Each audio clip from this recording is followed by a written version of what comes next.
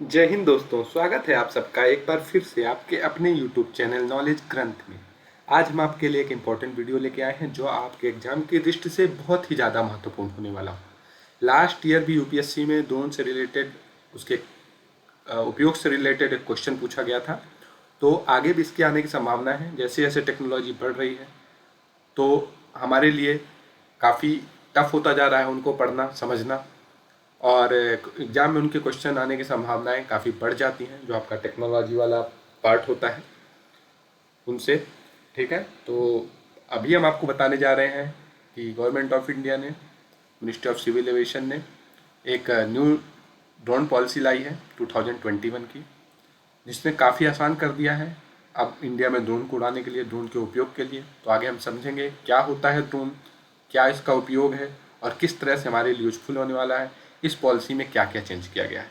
तो अगर अभी तक आपने हमारे चैनल को सब्सक्राइब नहीं किया है तो अभी जाइए हमारे चैनल को सब्सक्राइब कीजिए। हमारा चैनल नॉलेज ग्रंथ, इसका डिस्क्रिप्शन मैंने आपको जिसका लिंक मैंने आपको डिस्क्रिप्शन बॉक्स में दे दिया है, तो प्लीज़ सब्सक्राइब। चलिए आगे बढ़ते हैं, समझते हैं किस कंटेक्स्ट में हम बात कर रहे हैं, क्यों बात कर रहे हैं। तो 26 अगस्त 2021 को श्री नरेंद्र मोदी जी ने अपनी ट्वीट करके हमें बताया था इस पॉलिसी के बारे में कि नई पॉलिसी जो है वो हमारे लिए काफ़ी यूजफुल होने वाली है, और इसे बहुत ज़्यादा अप्रिशिएट भी किया था, जिसको न्यू ड्रोन रूल्स 2021 कहा गया है। इसका जो आपका ड्राफ्ट था वो 1 महीने पहले ही दिया गया था, और कहा जा रहा है कि ये नया रूल जो है वो इंडिया को सिग्निफिकेंटली ट्रांसफॉर्म कर देगा, टेक्नोलॉजी की फील्ड में काफ़ी आगे करने वाला है।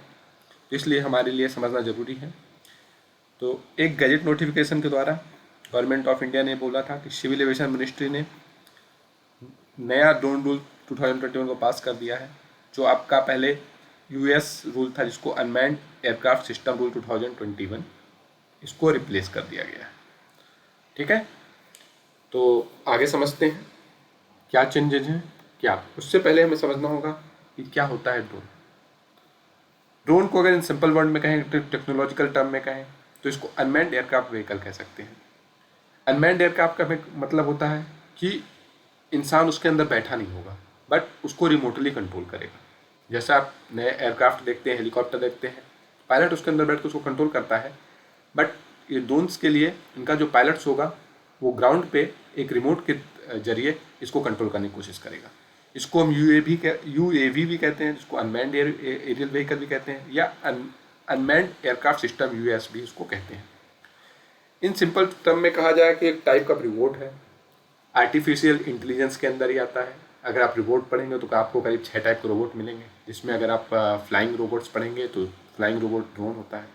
और ड्रोन जो होता है एक नैनो साइज से, एक माइक्रो साइज से बहुत बड़ा मेगा साइज तक हो सकता है।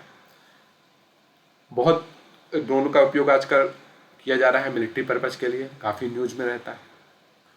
इनमें सेंसर्स और जीपीएस होता है जिसकी सहायता से हम इनको कंट्रोल कर पाते हैं। तो आपको ड्रोन समझ में आ गया होगा ड्रोन का क्या मतलब होता है। ये एक फ्लाइंग मशीन हो गई जिसको पायलट एक रिमोट के तरीके, जिस तरह से हम टीवी को कंट्रोल करते हैं। अगर आपने उरी मूवी देखी हो तो उसमें एक ड्रोन यूज हुआ था, जिससे आप अच्छी तरह से समझ पाएंगे। चलिए आगे बढ़ते हैं, ड्रोन का यूज समझते हैं। ड्रोन का यूज किस तरह से हमारे लिए है। जैसे मैंने आपको बताया कि ड्रोन का अभी जो यूज है वो मिलिट्री पर्पज में सबसे ज़्यादा किया जा रहा है। अभी करेंटली 3-4 महीने पहले एक न्यूज़ आई थी, अगर आपने पढ़ी हो तो, कि श्रीनगर बेस पे ड्रोन से 2 बम गिराए गए थे। हालांकि उससे कोई हताहत नहीं हुआ था, कोई जानमाल का नुकसान नहीं हुआ था, बट आप आगे सोचिए कि टेक्नोलॉजी अगर हमारे लिए वरदान है तो किस तरह से साफ भी साबित होने वाली है। इनसे लड़ने के लिए भी हमें सिस्टम्स बनाने होंगे। अगर आप किसी एग्जाम की तैयारी कर रहे हैं तो उस टॉपिक से रिलेटेड आपको पॉजिटिव और निगेटिव दोनों चीज़ें पता होनी चाहिए। तो ड्रोन जिस तरह से हमारे लिए काफ़ी यूज आ रहा है अभी मिलिट्री पर्पज़ के लिए, इंटेलिजेंस गैदरिंग के लिए। इंटेलिजेंस गैदरिंग डेट मीन्स कि जिस एरिया में आप जा नहीं सकते, बॉर्डर के आसपास की रेकी करने के लिए, इसमें इसके ऊपर कैमरा लगा दिया जाता है, आपके पास स्क्रीन होती है, आप आराम से चेक कर सकते हैं। और वेपन प्लेटफॉर्म के लिए, जैसे मैंने आपको बताया कि अगर आपको वेपन को इधर से उधर ट्रांसफॉर्म करना है तो आप इससे कर सकते हैं, आराम से कर सकते हैं। जैसे अगर एयरक्राफ्ट में रख के वेपन ले जा सकता है, तो ड्रोन भी एयरक्राफ्ट की साइज का बनाया जा चुका है। इतना बड़ा ड्रोन बनाया जा चुका है जिसमें वेपन को कैरी किया जा सकता है। 500 किलो तक का वेट ड्रोन कैरी कर सकता है। ठीक है, तो अभी सिविल, अगर ये बात होगी मिलिट्री पर्पज के लिए, मिलिट्री पर्पज़ में काफ़ी इनसे गन चलवाई जा सकती है, इनसे बॉम्ब ड्रॉप करवाए जा सकते हैं, इनसे रेकी करवाई जा सकती है, तो काफ़ी यूजफुल होने वाला है। और अगर सिविलियन पर्पज़ के लिए यूज करें तो हम तो सर्विलेंस के लिए मतलब आपका कभी कभी क्या होता है कि देखिए फ्लड आ जाता है या अर्थक्वेक आ जाता है, तो उन एरियो का जो सर्विलेंस किया जाता है उसके थ्रू किया जाता है। ट्रैफिक मॉनिटरिंग के लिए किस जगह पे कितना ट्रैफिक है उसका रियल टाइम डाटा इसमें लगे कैमरे से सेंड किया जा सकता है डायरेक्ट। वेदर मॉनिटरिंग के लिए ये आपका ड्रोन को ओवर ओशन ओवर सी उड़ा के वेदर को पता किया जा सकता है। इवन फायर फाइटिंग के लिए बॉम्बी बकेट टाइप होती है, एक बकेट होती है जिसके अंदर पानी भरा होता है, तो इन ड्रोन के जरिए उसको 300-400 लीटर पानी आराम से उठाया जा सकता है। और इवन जो आपकी आजकल आपका फॉरेस्ट फायर होता है उनमें काफ़ी यूज किया जा रहा है ड्रोन का आग बुझाने के लिए। इवन ऐसी बिल्डिंग्स जिनके ऊपर आग पहुंच पाना मुश्किल होता है वहाँ ड्रोन काफ़ी यूजफुल होने वाले हैं। और अगर पर्सनल यूज और बिजनेस यूज की बात करें तो आपका जो मैरिज होती हैं उनमें वीडियोग्राफी फोटोग्राफी काफ़ी कुछ यूज में आता है। और आपका एग्रीकल्चर के लिए ये क्वेश्चन आया था लास्ट ईयर यूपीएससी का कि एग्रीकल्चर के लिए ड्रोन का यूज आपका जो पेस्टिसाइड का मतलब छिड़काव किया जाता है उसके थ्रू किया जाता है। और अब तो डिलीवरी सिस्टम के लिए भी ड्रोन लगाया। अभी एक करंट न्यूज़ आई थी कि जोमेटो को एक ट्रायल दिया गया था आपका मुंबई में कि आपका डिलीवरी जो है ड्रोन की मदद से की जाएगी। फॉरेन में तो ये बहुत पहले से चल रहा है। आपके आसपास जो आजकल मिंत्रा से अमेजोन से पार्सल्स आते हैं वहाँ पे ड्रोन डिलीवर कर रहे हैं। इवन जो फूड होता है आपका आप स्विगी से जोमेटो से और डिफरेंट साइट से लेते हैं, तो ये भी आजकल फॉरेन में तो काफ़ी यूजफुल ये मतलब एप्लीकेबल हो चुका है। इंडिया में इसका ट्रायल चल रहा है और हो सकता है फ्यूचर में 1-2 साल में आपको ये देखने को मिलेगा। आगे चलते हैं, देखते हैं क्या चेंजेज आए। तो अभी काफ़ी चेंजेज आए हैं, रूल को काफ़ी रिलैक्स कर दिया गया है, सिक्योरिटी चेक काफ़ी आसान हो गया है, ठीक है। और आपका रजिस्ट्रेशन और लाइसेंस के लिए भी रूल्स और रेगुलेशन काफ़ी आसान कर दिए गए। पहले आपको बहुत टफ रूल्स और रेगुलेशन होते थे, ये डॉक्यूमेंट्स देना पड़ता था, वो डॉक्यूमेंट्स देना पड़ता था, इवन आपको ऑपरेट करने के लिए कोर्स भी करना पड़ता था। अभी काफ़ी कुछ आसान कर दिया गया है। और अभी पेनल्टी जो है काफ़ी रिड्यूस कर दी गई है। मैक्सिमम पेनल्टी 1 लाख रुपए है, ठीक है। अगर आप कोई रूल को जो सिविल एविएशन का रूल होगा ड्रोन को उड़ाने के लिए अगर उसको कुछ तोड़ते हैं तो आपको 1 लाख रुपए पेनल्टी देनी पड़ सकती है। नए ड्रोन रूल के हिसाब से फीस को काफ़ी कम कर दिया गया है, नॉमिनल वैल्यू कर दिया गया है। अगर आपके पास कोई बहुत बड़े ड्रोन होते हैं तो उनको रजिस्ट्रेशन के लिए 3000 रुपीज़, और छोटे जो ड्रोन होते हैं उनको सिर्फ 100 रुपीज़। तो काफ़ी आसान है आगे के लिए। चलिए आगे समझते हैं।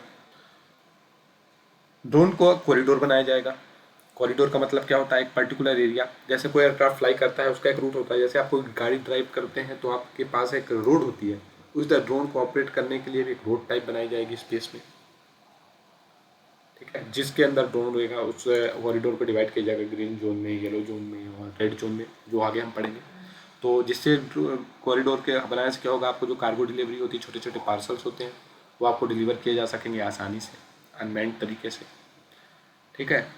और जो नया रूल आया उसके हिसाब से वेट कैपेसिटी बढ़ा दी गई है। पहले 3,300 किलो वेट की कैपेसिटी थी, अभी 500 किलोग्राम तक डिलीवर कर सकता है। जैसे मैंने बताया 400-500 लीटर पानी लेके आपको फायर वाली जगह पे जाके वहाँ पे ड्रॉप करके फायर बुझाया जा सकता है। बड़ी बड़ी जो डिलीवरीज होती हैं पार्सल्स की जिनका वेट 500 किलो के आसपास है उनको डिलीवर किया जा सकता है। तो काफ़ी यूजफुल होने वाला है हमारे लिए आगे चल के। इंटरेक्टिव एयर स्पेस मैप बनाया जाएगा। जैसे नॉर्मल इंडिया का मैप होता है वैसे फ्लाइट मैप होता है, फ्लाइट चार्ट जिसको कहते हैं। जैसे आपका एयरक्राफ्ट हेलीकॉप्टर उड़ते हैं, इनके लिए भी ड्रोन के लिए बनाया जाएगा, जिसको ग्रीन और रेड और येलो जोन में ऑपरेट किया जाएगा। ग्रीन जोन में ऑपरेट करने के लिए आपको किसी तरह की परमिशन की जरूरत नहीं होगी। येलो जोन में कॉशनरी होगा और रेड जोन में इन केस ऑफ इमरजेंसी ही आप फ्लाई कर सकते हैं। डिजिटल स्काई प्लेटफॉर्म बनाया जाएगा, ठीक है। जैसा कि आपका एयर ट्रैफिक कंट्रोलर होता है, उसके पास स्क्रीन होती है, उसमें आपके ड्रोन का पूरा लोकेशन दिखता रहता है, ड्रोन को नंबरिंग की जाती है, वैसे ही इनका भी होगा। इनको रजिस्ट्रेशन नंबर दिया जाएगा, उनको फ्लाइंग किया जाएगा, उनको मॉनिटर किया जाएगा। इनके लिए जो आपका येलो जोन था, जो एयरपोर्ट के आसपास रहता था, उनको 45 किलोमीटर से 12 किलोमीटर कर दिया गया है, जहाँ पर आप प्रिकॉशनरी फ्लाइंग कर सकते हैं। और आपका ड्रोन को ग्रीन जोन में ऑपरेट करने के लिए 200 फीट हाइट तक और 8 से 12 किलोमीटर के आसपास आपको कोई भी लाइसेंस की ज़रूरत नहीं होगी, ठीक है। कोई भी मतलब प्रायर परमिशन नहीं चाहिए होगी। तो ये भी काफ़ी आसान कर दिया गया। इससे आप आगे ड्रोन का काफ़ी यूज बढ़ने वाला है। और जो ड्रोन का इंपोर्ट है वो आपका, ये क्वेश्चन इंपॉर्टेंट हो सकता है, कौन कंट्रोल करता है import of drones? DGFT, director general of foreign trade. Director general of foreign trade इसलिए करते हैं क्योंकि ड्रोन जो होते हैं वो काफ़ी इंपोर्टेड होते हैं, मतलब बाहर से लिए जाते हैं। तो अगर उनमें कुछ सर्विलेंस सिस्टम फिट कर दिया जिनके बारे में हमें पता नहीं होगा, तो हमारी जो अंदर की जानकारी है, हमारी सिक्योरिटी, वो ब्रीच हो सकती है।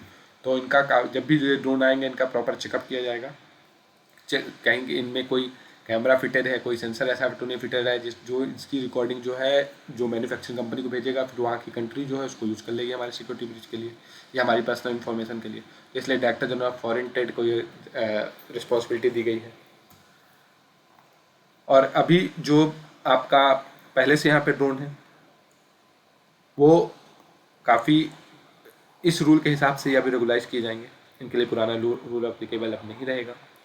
इनके लिए अब अगर आपके पास नैनो ड्रोन्स हैं, छोटे ड्रोन से एक पर्टिकुलर वेट बताया गया है, एक पर्टिकुलर साइज बताया गया है, तो अगर उनसे छोटे ड्रोन उनको नैनो ड्रोन या माइक्रो ड्रोन कहे जाएंगे, तो उनके लिए कोई आपको पायलट लाइसेंस की ज़रूरत नहीं होगी, उड़ाने के लिए कोई लाइसेंस की ज़रूरत नहीं होगी। हाँ, अगर बड़े ड्रोन्स हैं तो आपके लिए उनको 6 महीने या 1 साल का कोर्स हो सकता है, जिनको उड़ाने के लिए आपको सर्टिफिकेशन कोर्स करना पड़ेगा। तो आशा करता हूँ ये वीडियो आपको समझ में आया होगा। समझ में आया है तो आप हमें लाइक करें, कमेंट सेक्शन में ज़रूर बताएं आपको वीडियो कैसा लगा।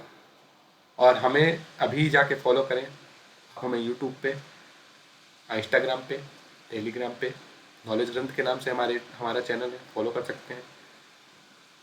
लिंक मैं डिस्क्रिप्शन बॉक्स में दे दूंगा, आप वहाँ जाकर फॉलो कर सकते हैं।